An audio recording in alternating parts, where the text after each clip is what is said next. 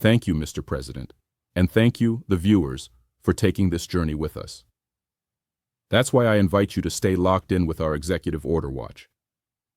Every week, we're monitoring the latest executive orders coming out of Washington, because understanding today's decisions starts with understanding how our country was formed through the decisions of presidents past, from emancipation to economic policy, from wartime powers to civil rights. These orders have shaped the direction of our democracy, and they still do.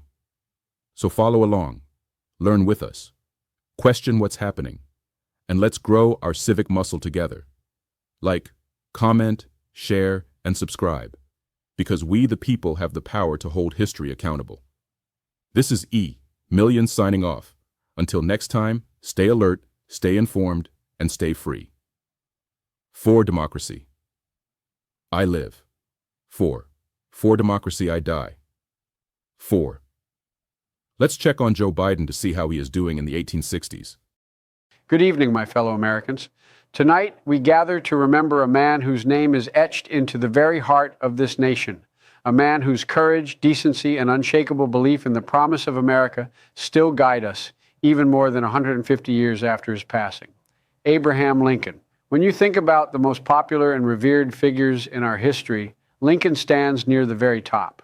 In poll after poll, generation after generation, Americans have ranked him as our greatest president. And that's not just because of the office he held, but because of the character he embodied. He was born in a log cabin. He taught himself by firelight. He failed time and again, but he never let defeat define him. And when the country faced its darkest hour, a brutal civil war that tore families and communities apart, he rose to meet that moment with humility, humor, and a determination that freedom must prevail. Lincoln left a legacy far larger than the Emancipation Proclamation or the victory that preserved the Union. He left us a vision, a belief that our democracy is worth every sacrifice we can offer, and that the United States can only endure when we remember our common humanity.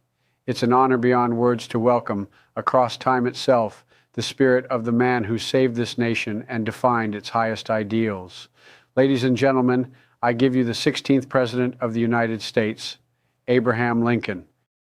My fellow Americans, allow me to introduce myself. I am Abraham Lincoln, the 16th President of these United States. I came into this office in March of the year 1861, at a time when our nation was bitterly divided. Indeed, when the bonds that had held the Union together for generations were fast unraveling.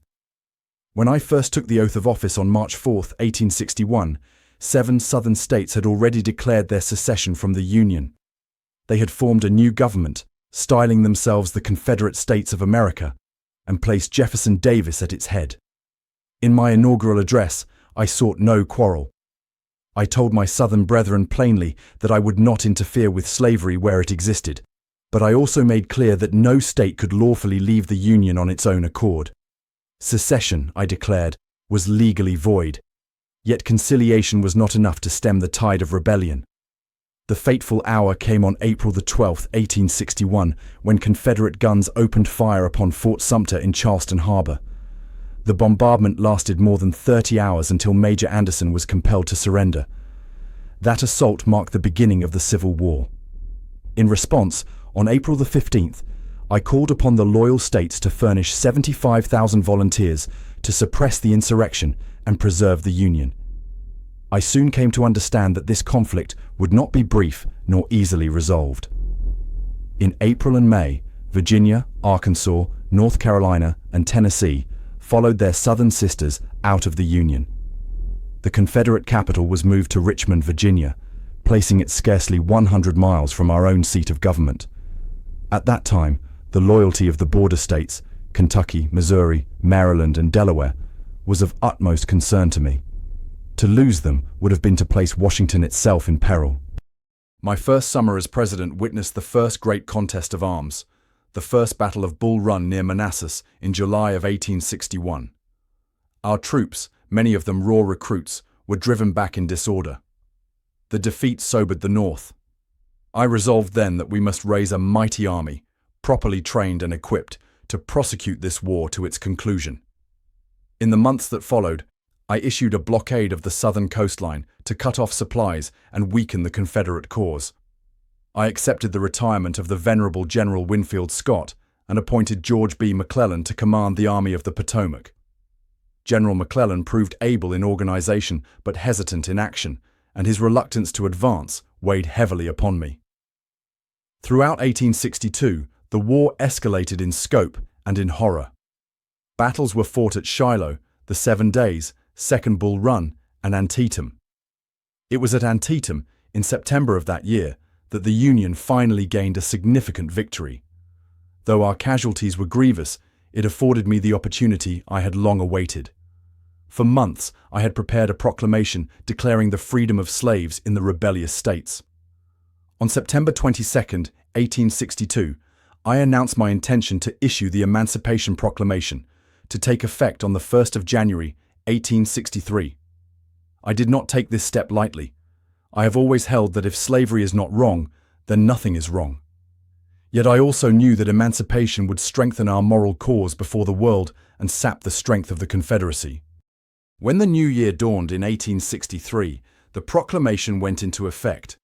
While it did not end slavery everywhere, it changed the character of the war. It became at last a struggle not only to preserve the Union, but to end the bondage of millions. As I look back upon these first 2 years, I see a nation tested in the fires of conflict. We have known defeat and disillusionment, but we have also seen great courage, both on the battlefield and at home. My purpose remains unchanged: to save this Union and to ensure that government of the people, by the people, for the people.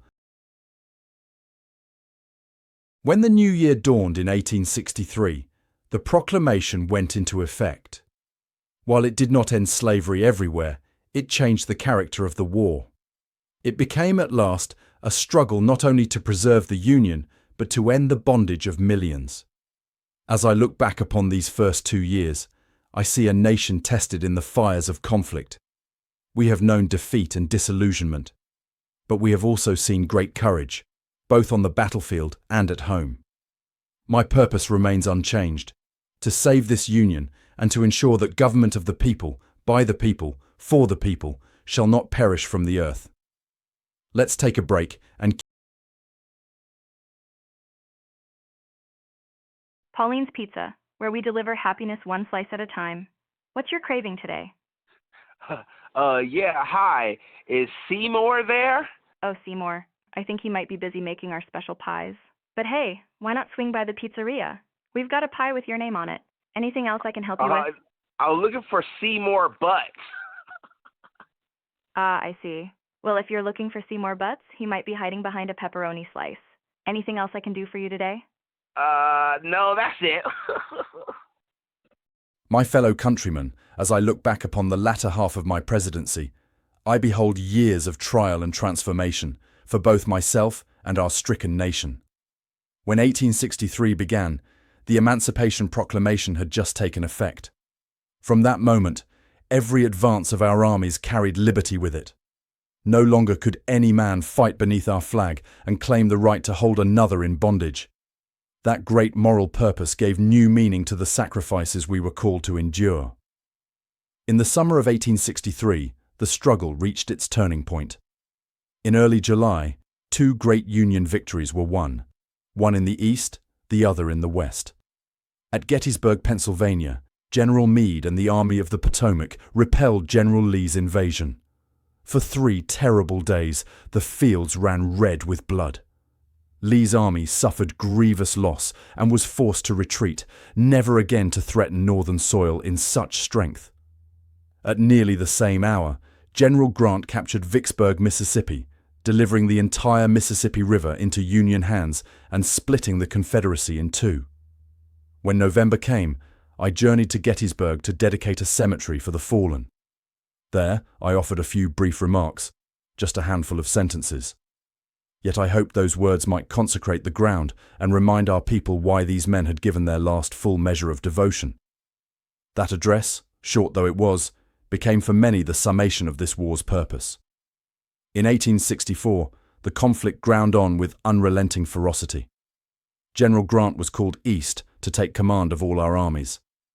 He began a campaign of constant pressure against General Lee's forces in Virginia, while General Sherman struck deep into the heart of Georgia.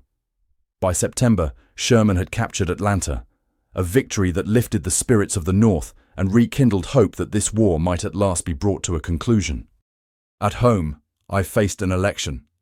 Some believed the war was a failure and called for compromise with the Confederacy.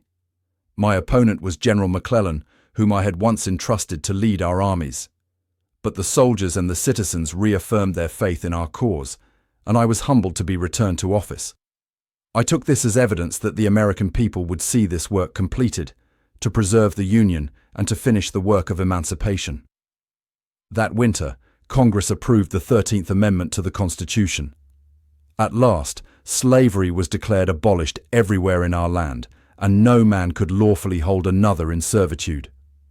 Though the amendment would not be ratified by the states until after my death, I rejoiced to see that the nation was resolved to end this great evil once and for all. Early in 1865, General Sherman's forces swept north through the Carolinas, while General Grant pressed Lee to the point of exhaustion. On the 2nd of April, Richmond, the Confederate capital, fell to Union troops. And on April the 9th, at Appomattox Courthouse, General Lee surrendered the Army of Northern Virginia to General Grant. Though pockets of resistance would remain, the war was, in truth, over. I took up my second inaugural oath on March 4, 1865. In that address, I sought not to boast of triumph, but to counsel mercy and understanding. I declared, "With malice toward none, with charity for all, let us strive on to finish the work we are in, to bind up the nation's wounds." I hope to lead this country into a peace founded on justice, compassion, and renewed union. But Providence decreed that I would not long guide that work. Only days after the surrender, my life was taken by an assassin's bullet. Though my time was cut short, I leave it to history, and to you, to judge whether I did my duty faithfully to God and country. Let's take a short break to hear from our sponsors at Dar Balm Digital Media. Pauline's Pizza, where we deliver happiness one slice at a time. What's your craving today? Hi, can you tell me about your menu? Of course. We offer handmade pizzas with different crusts like thin crust, original, or deep dish. We also have fresh salads, pastas, and both bone-in and boneless wings. Would you like to hear about our specialty pies or any current special deals? Do you have any gluten-free options? Yes, we do. Our gluten-free crusts are super tasty, but there's a $3 upcharge. Would you like me to go over the options with you? Great. What's the largest size pizza you offer? Our largest size is the extra large pizza, perfect for feeding a crowd. Plus, if you upgrade to an extra large, you'll get a free 2-liter soda. How does that sound? That sounds great. Can I get that gluten-free? Absolutely. You can get the extra large with a gluten-free crust. What toppings would you like on your pizza? Do you offer any vegan cheese options? Yes, we do. Our vegan cheese is delicious and comes with a $3 upcharge. Would you like to add that to your gluten-free pizza? Yes. Great choice. So we've got an extra large gluten-free pizza with vegan cheese. Any other toppings you'd like to add? Well, one moment. What about hosting an event? Do you have any space for a birthday party? Yes, we do host parties and offer catering. Let me get your email address so I can send over our catering plans. How many people are you planning to invite? I left my sunglasses there last week. Can you check if they're still there? I can definitely check for you. Can you describe the sunglasses for me? They're black with silver frames. Thanks for the details. I'll have someone check on that for you. Is there anything else I can help with today? No, that's all for now. I'll call back later. Thanks. Doug, let us imagine that Providence had spared me, and I was permitted to continue the work for which this nation has sacrificed so much. In the months after Appomattox, I turned my mind fully to the restoration of our Union. The rebellion had ended in arms, but reconciliation was the greater battle yet before us. I believed then, as I do now, that the victors must temper justice with mercy. I proclaimed amnesty for those who had borne arms against us, provided they would swear allegiance once more to the Constitution and our flag. I did not desire vengeance, I desired reunion. Throughout the summer and autumn of 1865, our soldiers came home, tens of thousands of weary men who had preserved this union. We honored their service and strove to provide for the widows and orphans left behind. The Freedmen's Bureau labored to ease the transition of nearly 4 million emancipated souls from slavery into freedom. Food, medical aid, and education were furnished where possible, though resources were often scarce. As 1866 dawned, the work of Reconstruction took on a more contentious character. Some in Congress demanded that the Southern states be kept under military governance until they guaranteed equal rights for all. I understood their sentiment, for no union restored in name only could endure. Yet I still believed that generosity and fairness, rather than prolonged punishment, offered the best hope of lasting peace. We required the former rebel states to ratify the 13th Amendment, ensuring slavery was ended in law as well as in fact. In April 1866, I signed the Civil Rights Act, declaring all persons born in the United States to be citizens, entitled to equal protection. It was the first great step toward making our promises of liberty a reality for the freedmen. Though fierce debate ensued, I was determined that our government should no longer sanction injustice. Throughout 1866 and into 1867, I worked with Congress to establish clear requirements for readmission of the former Confederate states, loyalty oaths. Throughout 1866 and into 1867, I worked with Congress to establish clear requirements for readmission of the former Confederate states, loyalty oaths, acceptance of emancipation, and guarantees of civil rights. We dispatched Union troops to protect freedmen from intimidation and violence. In the Carolinas, Georgia, and Mississippi, these efforts faced bitter resistance, but I held firm that the nation would not retreat from the progress that had been won at such terrible cost. It was a season of transition, of hope mingled with sorrow. Many struggled to accept a new order without bondage. Yet I saw in the faces of those newly freed men and women the possibility of a more perfect union. I believed, with all my heart, that if we stood fast to principle and treated all Americans with dignity, our country would emerge from this crucible not merely restored, but renewed. And so, in those 2 years, I endeavored to complete the unfinished work for which so many had given their lives.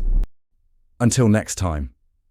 As you know, my appointment with fate came on the evening of April 14th, 1865. I had gone to Ford's Theatre to see a play, Our American Cousin, alongside my wife and our guests. I remember the moment all too clearly, even as my senses began to fade. I turned, and there in the shadows of the box door stood John Wilkes Booth, a man I recognized, an actor of some renown. But in that instant, he was not a performer. He was my assassin. He raised a pistol, a small derringer, and fired a single shot into the back of my head. There was a blinding flash, a deafening crack. Time slowed. My vision dimmed as he leapt to the stage and cried out, "Sic semper tyrannis," thus always to tyrants. They carried me across the street to a small boarding house. I drifted in and out of awareness as those around me wept and prayed. In the early hours of April 15th, I took my final breath. As I lived for democracy, as for I died for democracy. It has truly been a pleasure to share this moment in history with all of you tonight. Abraham Lincoln's story is not only the story of our country, it's a story of perseverance, of conscience, and of the belief that America can live up to its founding promise. Next time, we'll continue this journey together as we turn our attention to Lincoln's successor, President Andrew Johnson, and the era of Reconstruction that followed this epic struggle. If you enjoyed this look back at one of our nation's greatest leaders, please take a moment to like, comment, share, and subscribe so you won't miss the next chapter. Remember our motto: history lives when we learn it, share it, and carry it forward. For democracy, I live for democracy, I die for. Take us away, millions. And that wraps up this episode of Executive Order Watch. Remember, understanding how America was shaped by the orders of past presidents helps us hold today's leaders to account. So stay engaged, stay informed, and be part of the conversation. If you found this helpful, like, comment, share, and subscribe, because together we are building a community that values truth and civic awareness. And before we go, here's a quick word from our sponsor. Hi, I'm Terrence, a marketing professional with a passion for helping your business grow smarter and faster. Here at Da Bomb Digital Media, based right here in Atlanta, Georgia, we specialize in bringing your vision to life. Whether you're launching your first website or reimagining your entire digital presence, we've got you covered. From modern website design and search engine optimization to setting up your own AI-powered agency tools, we deliver innovative solutions that keep you ahead of the curve. Ready to unlock your business's full potential? Let's build something remarkable together. For more information, visit our YouTube channel. Just search Da Bomb Digital Media on YouTube and start exploring tips, success stories, and everything you need to elevate your brand.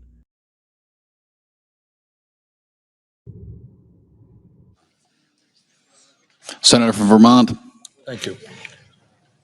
Mr. President, President Trump's so-called big, beautiful bill, now on the floor of the Senate, is the most dangerous piece of legislation in the modern history of our country.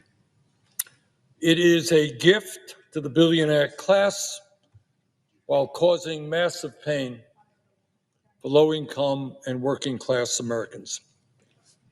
Actually, though, Mr. President, I'm wrong. This is not a gift to the billionaire class. They paid for it.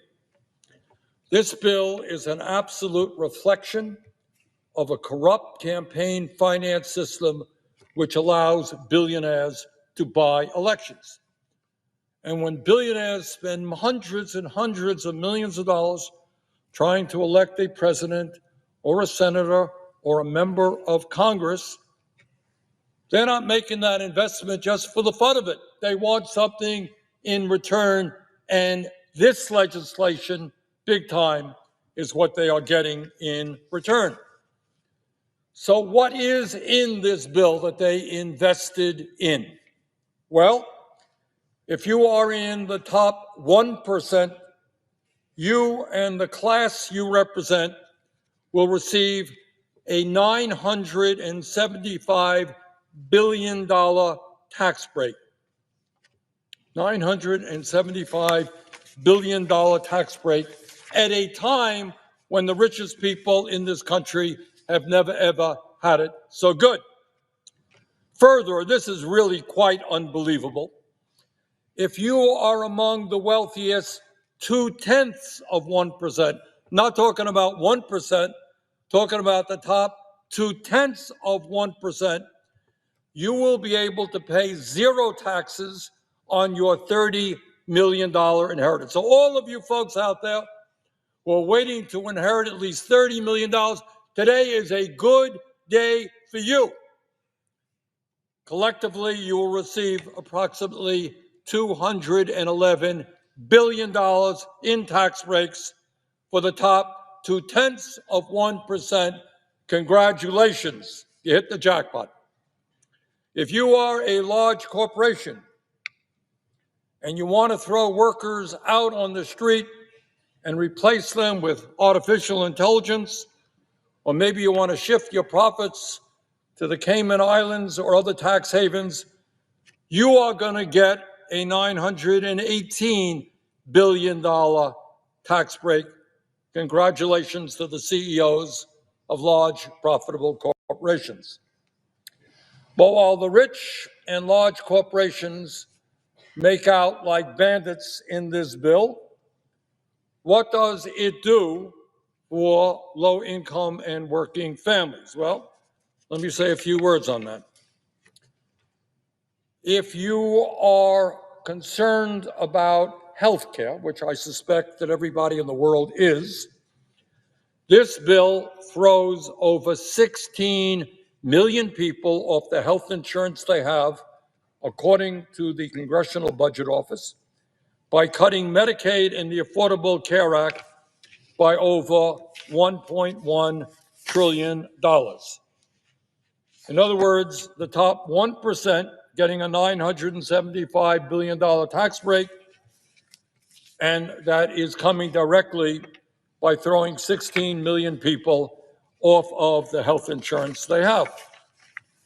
This bill, for the first time, forces millions of Medicaid recipients who make as little as $16,000 a year to pay a $35 copayment every time they visit a doctor's office. So what is the impact of all of that? You throw 16 million people off healthcare. You force people who don't have any money pay a $35 copayment. So what's the impact of it? Well, this is not my view. This is what the Yale School of Public Health and the University of Pennsylvania determined based on a study that they did. And this is the result. And it is almost so horrific, so grotesque that it is difficult to speak about. But they estimate that if this bill goes through with all of these cuts in healthcare, if 16 million people are thrown off of the insurance they have, over 50,000 Americans will die unnecessarily every year. 50,000 Americans will die unnecessarily in order to give tax breaks to billionaires who don't need them. In other words, this bill is literally a death sentence for low-income and working-class people. Further, if this legislation is enacted, rural hospitals all over the country, and I come from one of the most rural states in America, rural hospitals are already struggling. But when you make massive cuts to Medicaid, many of them are going to shut down or not be able to provide the level of services they do today. In other words, this bill would be a disaster for rural America. It would also make massive cuts to community health centers and nursing homes who are very heavily dependent upon Medicaid funding. Bottom line is that this legislation is the most significant attack on the health care needs of the American people in our country's history. We already have, as everybody knows, a healthcare system which is broken, which is dysfunctional, and instead of addressing it, instead of doing what every other major country on earth does, guarantee healthcare to all people, we are throwing 16 million people off the health insurance that they have. But it's not just healthcare. The future of America rests with our children. And yet, in a nation which now has the highest rate of childhood poverty of almost any major country on earth, this bill wipes out nutrition assistance for millions of hungry kids in America. We are literally taking food out of the mouths of hungry kids to give tax breaks to Mr. Bezos and Mr. Musk and Mr. Zuckerberg and the other multi-billionaires.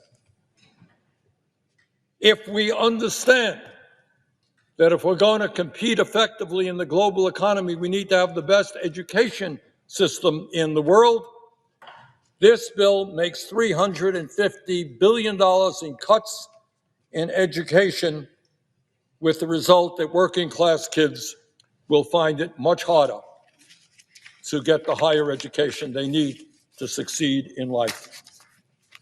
If you are concerned about the existential threat of climate change, and we're seeing heat waves right now all over the world, this bill decimates investments in energy efficiency and sustainable energy like wind and solar, and moves us in exactly the wrong direction with regard to energy.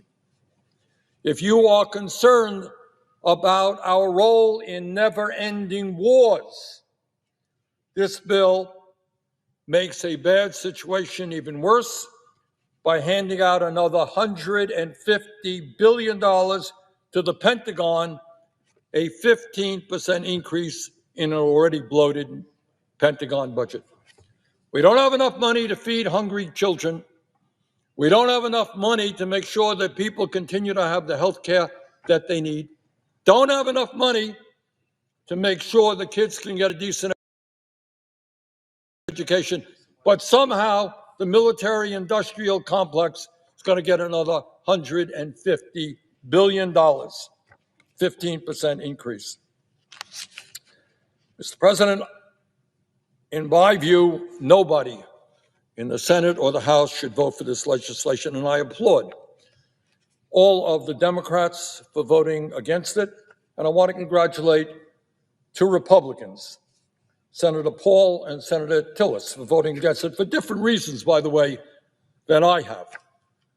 But I do find it interesting, and it does tell us where we are as a nation today, that when one of those senators, Senator Tillis, voted against it because he thought it was not a good bill for the people of his home state, North Carolina, suddenly the President of the United States went after him in a very, very vicious way. And today he announced that he will not be seeking re-election. So it appears now that the Republican Party has really become a party of the cult of the individual. The only thing you have to do now as a Republican is say, I agree with President Trump. I love President Trump. President Trump is right all of the time. Hey, that's all you got to do now to be a good Republican. There was a day when Republicans and Democrats understood that they were elected by their constituents. Yeah, you want to work with the president of your own party, nothing to do about that.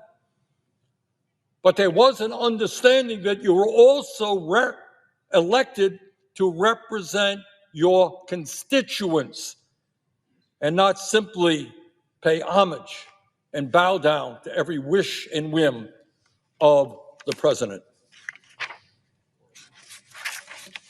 Mr. President, during the vote-a-rama, I will be offering several amendments, which I hope will win support. Number one, at a time when 22% of our nation's seniors are trying to survive on less than $15,000 a year, my First Amendment would fundamentally improve their lives in two significant ways.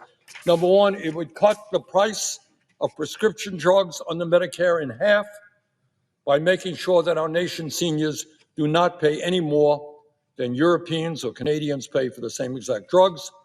And number two, with those savings, we're going to expand Medicare to cover dental, vision, and hearing. In other words, instead of throwing people off of health care, we're going to expand Medicare to provide a number of services that seniors desperately need and want. Secondly, Mr. President, at a time of massive income and wealth inequality, my Second Amendment would eliminate the $211 billion estate tax for the top 0.2% that is included in this bill. They get a top 2%, as I mentioned, $211 billion tax rate. That is insane. We're going to get rid of that. And lastly, at a time when we spend more on the military than the next 9 nations combined, at a time when the Pentagon cannot account for trillions of dollars in assets, we are going to end the provision that allows the Pentagon to receive another $150 billion. Bottom line, Mr. President, is this country faces many crises: high rate of childhood poverty, kids going hungry, education system in deep trouble, healthcare system completely broken. And in virtually every single area, this bill takes us in precisely the wrong direction. When the wealthiest people in this country have never, ever had it so good, it is totally insane to be offering them $1 trillion in tax breaks so that we can cut healthcare, education, and nutrition. This bill is not what the American people want, and I hope very much we can defeat it. Thank you very much, Mr. President.